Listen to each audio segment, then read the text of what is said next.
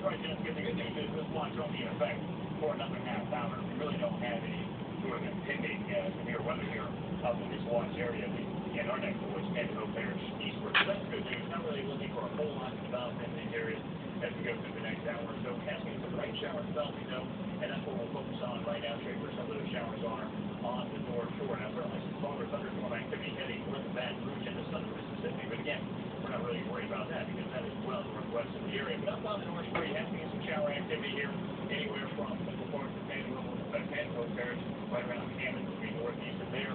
Also up in the northwestern Washington Parish, a few light showers, but nothing real heavy. We'll keep an eye on this one little cell right there trying to strengthen. Again, a lot of severe weather ingredients out there, so any of these cells that pop up could certainly turn strong fairly quickly.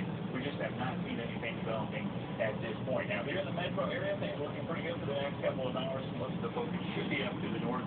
That's going to change later tonight.